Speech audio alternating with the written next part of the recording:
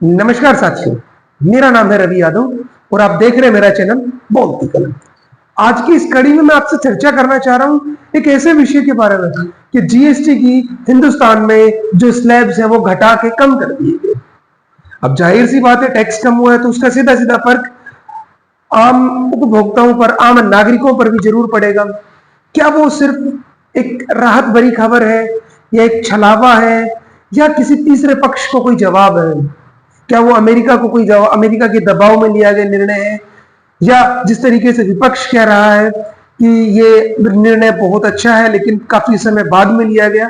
आइए, एक अर्थशास्त्र का विद्यार्थी होने के नाते मैं इसका छोटा सा विश्लेषण करता हूं। मेरी वीडियो पूरी देखने तक आप यह समझ पाओगे कि वास्तव में इनमें से क्या यह मोदी सरकार की कोई नई चाल है या एक बहुत बड़ी स्ट्रेटजी है या यह अमेरिका के दबाव में लिया गया एक निर्णय है। चलिए इस चीज के बारे में पढ़ते हैं। सबसे पहले 53वीं जीएसटी काउंसिलिंग की बैठक के बड़े फैसले, आम आदमी और छोटे व्यापारियों के इसके जीवन पर क्या फर्क पड़ेगा, आज हम इस चीज का जिक्र करने वाले हैं। हाल ही में 53वीं जीएसटी परिषद की बैठक में केवल दरों में सामान्य बदलाव तक सीमित नहीं थी, इसे नेक्स्ट जनरेशन जीएसटी का नाम दिया गया है। ये सुधारों की शुरुआत माना गया। निर्णय किसी तत्कालीन आर्थिक दबाव का परिणाम नहीं, एक दीर्घकालीन सुनियोजित संरचनात्मक सुधार का हिस्सा है। क्या वास्तव में आपको ये लगता है, या अभी हाल ही में जैसे अमेरिका ने हमारे ऊपर टैरिफ बढ़ाया, क्या टैरिफ प्लान का कोई बदला है या उसके हिसाब से लिया गया निर्णय है? इसका विश्लेषण हम धीरे धीरे करेंगे और नीचे चीजों में करेंगे। सबसे पहले हम क्या समझते हैं कि आपके लिए क्या क्या सस्ता हुआ है और सीधी राहत किस चीज में मिली है? रोजमर्रा के घरेलू सामान और पैकेजिंग। इस बैठक में कुछ ऐसे उत्पादों पर जीएसटी घटाई कि जिसका सीधा संबंध आपकी रसोई या दैनिक जीवन से, रसोई से संबंधित दूध, milk can, steel, low aluminium से बनी हुई कैन 18% से सीधे 12% कर दी गई है। कार्टन और बॉक्स, हर तरह के गत्ते के बने बॉक्स या कार्टन पर जीएसटी 18% से हटाकर 12% कर दी गई है। सोलर कुकर पर भी जीएसटी की दरें 12% तय की गई है। ये है मतलब हमारे घरों से जुड़े हुए चीजें, जो रसोई का सामान है उसमें दरें बहुत कम कर दी गई। स्वास्थ्य और कल्याण, स्वास्थ्य सेवाएं मतलब जो गंभीर बीमारियां थी उनकी जो दवाएं हैं वो 12% से हटा के सीधे 5% कर दी गई है। ऑक्सीजन कंसेंट और स्वास्थ्य संकट को देखते हुए जो कंसेंट्रेटर जो ऑक्सीजन बनाने पर था उनको 18% से 5% कर दिया गया। फोर्टिफाइड चावल, पोषण सुरक्षा के लिए फोर्टिफाइड चावल पर जीएसटी 18% से 5% कर दिया गया। मतलब सीधा सीधा है, जो हमारे स्वास्थ्य से, हमारी रसोई से की जरूरतों से जुड़ी हुई चीजें थी उन पर टैक्स स्लैब कम कर दिया गया। अब आ जाते हैं जी कृषि, खेती बाड़ी के बारे में। मतलब भारत में सुधारों की चीजें हो, टैक्स सुधार की बात और कृषि पर बात ना आए, ऐसा हो ही नहीं सकता है। कृषि और शिक्षा, यह फैसला कृषि क्षेत्र को समर्थन देने और छात्रों की शिक्षाओं पर होने वाले खर्च को कम करने के लिए दिया है। पोल्ट्री में इस्तेमाल होने वाली मशीनों के पुर्जों पर 18% से घटाकर 12% की एक समान दर तय की गई है। हॉस्टल शुल्क, शैक्षणिक शिक्षण स्थानों से बाहर स्थित हॉस्टल सेवाओं पर 20,000 रुपए महीना तक के शुल्क पर जीएसटी में छूट दी गई है।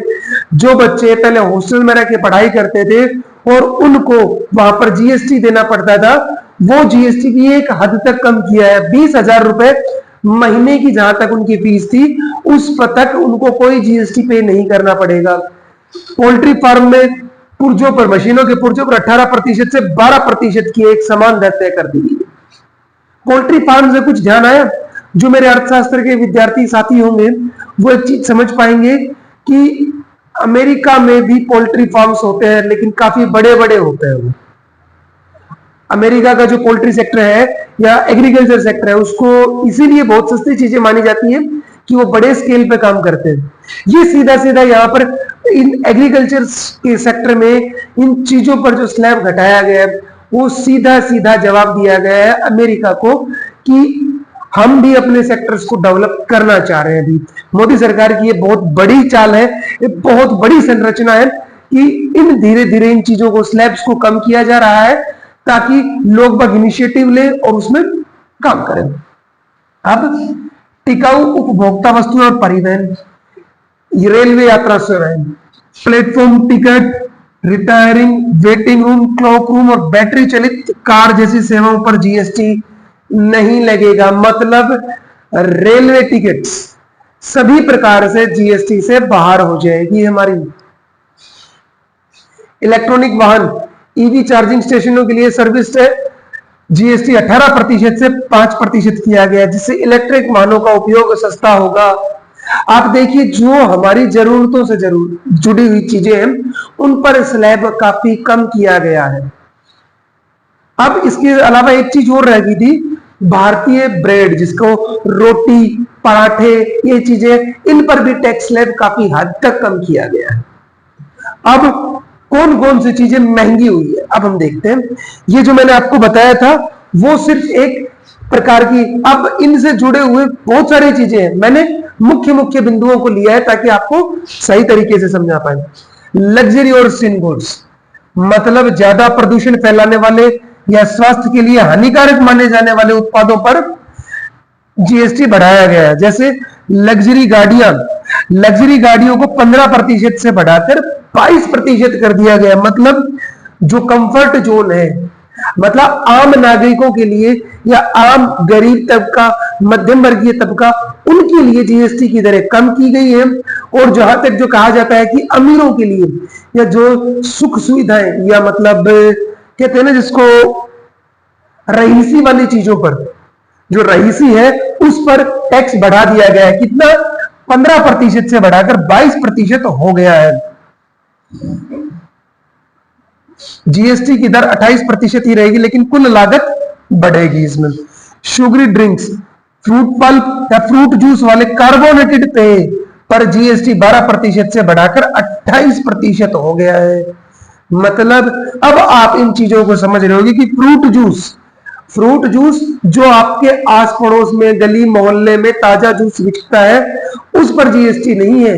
ये जीएसटी है शुगरी ड्रिंक्स, जिन ड्रिंक्स में शुगर ऐड करके दिया जाता है उन पर। जो पैक्ड फूड आता है हमारा, जो हमारे स्वास्थ्य के लिए कहीं ना कहीं हानिकारक होता है, उस पर 12% से जीएसटी 28% कर दिया गया है।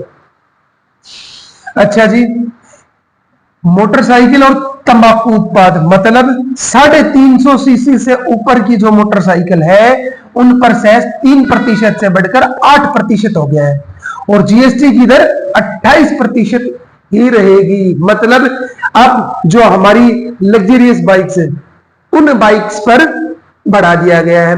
जो आम नागरिक के लिए, आम चलने के लिए जो हमारी बाइकें हैं, जिनको आप और हम रोज अपने घरों में इस्तेमाल करते हैं, उन बाइक्स पर जीएसटी नहीं बढ़ा है, लेकिन जो लग्जरियस बाइक्स हैं उन पर बढ़ा दिया गया। तंबाकू उत्पाद, तंबाकू में भी दो तरीके की चीजें हैं भाई साहब। एक वो तंबाकू के उत्पाद जो दिहाड़ीदार मजदूर करता है, और एक तंबाकू जो रईसी वाले लोग करते हैं, जैसे सिगरेट हो गया, सिगार हो गया, इन पान मसाला हो गया, इन पर शेष 290% से 310% बढ़ा दिया गया है। और इनका टैक्स स्लैब भी 40%, एक नया टैक्स स्लैब 40% कर दिया गया है यहां पर। अब चीजें आती है मौजूदा दरों पर रहने वाले, मतलब कई दैनिक उपभोग की जीएसटी दरों में कोई बदलाव नहीं किया। खाद्यान्न और सब्जियां, दालें, चावल, आटा और ताजी सब्जियां जो शून्य जीएसटी के तहत आती थी, इन पर कोई बदलाव नहीं किया गया है। मतलब जो हमारी जरूरत की चीजें थी, जो पहले भी टैक्स के दायरे जीएसटी से बाहर थी, उन पर शून्य जीएसटी लगता था, आज भी उन पर शून्य जीएसटी लगता है। पैक किए गए दूध उत्पाद, पनीर, दही और अन्य पैक किए गए डेयरी प्रोडक्ट्स पर 5% ही रहेगी हमारी टैक्स स्लैब, ना वो ज्यादा रही है ना वो कम की गई है। रसोई गैस पर भी एलपीजी सिलेंडर पर मौजूदा 5% की दरें ही रहेंगी, जिनको चेंज नहीं किया गया है। अब आवास और अन्य बुनियादी सेवाओं पर मौजूदा जीएसटी दरें कायम रखी गई है। रियल एस्टेट पर 1% कम लागत वाले घर हैं और अन्य घरों पर 5% की दरें बरकरार है। बीमा सेवाएं, स्वास्थ्य और जीवन बीमा पॉलिसियों पर भी मौजूदा दरें लागू रहेंगी। हाँ, अब एक चीज जैसे मैंने बताया था कि तंबाकू उत्पाद भी दो प्रकार के होते हैं, एक वो जो रईसी वाले जो सिगरेट पीते हैं, सिगार पीते हैं वो, और एक जो भारत के मध्यम वर्गीय परिवारों में या गरीब तबके के लोग, मतलब जिनको कहते हैं ना कि दिहाड़ीदार मजदूरी वाले जो नशे हैं, जो कहते हैं ना सस्ते नशे, सस्ते नशों को छोड़ दिया गया कि जैसे गुटखा चबाने वाले, तंबाकू, बीड़ी जैसे जो चीजें हैं वो जब तक रहेंगी तब तक, कब तक जारी रहेंगी, वो जब तक राज्यों को राजस्व हानि की भरपाई के लिए लिए गए ऋण का भुगतान पूरी तरह से नहीं हो जाता है। मतलब सिगरेट से बढ़ा दिया गया है, लेकिन बीड़ी, तंबाकू की छोटे उत्पाद जो एक तरीके से हम समझते हैं ना कि हमारे आस पड़ोस में रहने वाले जो दिन मतलब क्या कहते हैं जिनको छोटे गरीब तबका जिन तरीके के नशों को करके आनंद लेता है, उन नशों की दरों में बराबर रखा गया है, जिन पर फैसला बाद में लिया जाएगा। इन एक चीज है जो छोड़ दी गई है, मतलब सस्ते नशे छोड़ दिए गए हैं, इन पर फैसला बाद में लिया जाएगा, बाकी सारी चीजों पर फैसला लिया जा चुका है। अब चीज समझते हैं जो हमने थोड़ी देर पहले सोचा था, जब वीडियो की शुरुआत में हम जिस चीज पर बात कर रहे थे कि क्या यह फैसला अमेरिका के दबाव में लिया गया है, कि अमेरिका ने जैसे हमारे ऊपर टैरिफ बढ़ाया था, क्या ये टैरिफ को एक चकमा है? हाँ, एक जगह पे हमने बताया कि जिस तरीके से पोल्ट्री फार्म मतलब एग्रीकल्चर में जिस तरीके से जो मशीनरी है हमारी, उन पर टैक्स स्लैब कम किया गया है, वो कहीं ना कहीं अमेरिका को थोड़ा सा जवाब देने के लिए है। लेकिन बाकी आगे की चीजों पर और हम चर्चा करते हैं। उपभोक्ताओं को प्रोत्साहन, मतलब एक अर्थशास्त्र का विद्यार्थी होने के नाते मेरी एक चीज की व्यक्तिगत है कि ये क्रय शक्ति बढ़ाने के लिए किया गया है। रोजमर्रा के सामानों और सेवाओं पर जीएसटी कम करके सरकार का उद्देश्य आम जनता की परचेजिंग पावर को बढ़ाना है। जब चीजें सस्ती होती है तो लोग बाग अधिक खरीदारी करते हैं। तो एक यही चीज में पास हो गया ये कि गरीब लोगों के लिए, जो गरीब तबका है हमारा, उसके लिए ये फायदेमंद चीजें। अब सामाजिक कल्याण, लग्जरी और सिल गुड्स जैसे तंबाकू और शुगरी ड्रिंक्स पर टैक्स बढ़ाना एक सामाजिक नीति है। इससे सरकार को राजस्व मिलता है जिसका उपयोग जन कल्याण योजनाओं में किया जा सकता है। साथ ही यह इन हानिकारक उत्पादों की खपत को कम करने में भी मदद करता है। मतलब जो टैक्स स्लैब बढ़ाया है वो कहीं ना कहीं उन नशीली चीजों के प्रति की खरीद को हतोत्साहित या मतलब कम करने के लिए। सरकार अब सीधा सीधा तो ये कह नहीं सकती कि भाई पान मसाला मत खाइए, सिगरेट मत पिए, शराब मत पिए, लेकिन उन पर टैक्स ज्यादा बढ़ा दिया ताकि उनको खरीदने वाले लोग हतोत्साहित हो जाएं या कम खरीदे उसको। अब कृषि और उद्योग को सहायता, जैसे हमने पहले भी बात की थी, कृषि और पैकेजिंग जैसे क्षेत्रों में जीएसटी दरों को कम करने से इन उद्योगों की लागत घटती है। इससे घरेलू और वैश्विक बाजार में उनकी प्रतिस्पर्धात्मक बढ़ती है। ये किसानों और छोटे उत्पादकों के लिए बहुत बड़ी राहत है। अब जैसे हमने देखा था स्टार्टिंग में जब सबसे पहले चीजें की गई थी कि क्या क्या चीजों से हुआ है हमारा, जिन पर कम किया गया था, क्या कर्टन और बॉक्स, हर तरह के बने हुए गत्ते के बॉक्स थे, उन पर 18% से घटाकर 12% किया गया। ये कहा था कि जहां पर पैकेजिंग फीड्स है, जो छोटे उत्पाद है, जो मध्यम वर्गीय एमएसएमई सेक्टर है, उसको बढ़ावा देने के लिए, उनकी लागत को कम करने के लिए ये टैक्स स्लैब कम किया गया है। अब आप चीजें समझ चुके कि हमारे भारत के लोगों की क्रय शक्ति बढ़ाने के लिए किया गया है, सामाजिक चेतना बढ़ाने के लिए, सामाजिक जागरूकता के लिए किया गया है, हमारे किसानों और उद्योग, छोटे उद्योग धंधों को राहत देने के लिए ये सुधार किए गए। अब हम इस परिप्रेक्ष्य में दूसरी चीजें करते हैं। ये तो हो गया हमारे हिंदुस्तान के लिए ये चीजें कि भारत में उनके इन सब सुधारों का कैसे फर्क पड़ेगा, ये तो हो गया था हमारे भारत के लिए।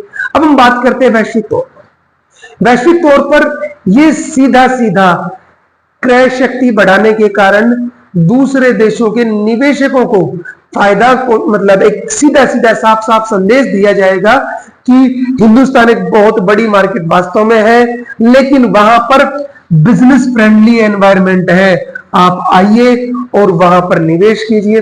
जो सीधा सीधा टैरिफ प्लान अमेरिका ने लगाया था, और बाकी सारे देश हैं जिन देशों के साथ चर्चाएं चल रही हैं कि किस तरीके से भारत के इस बहुत बड़े बाजार को, यहाँ के क्रय शक्ति बढ़ने के बाद में लोगों को काफी सारा फायदा होने वाला।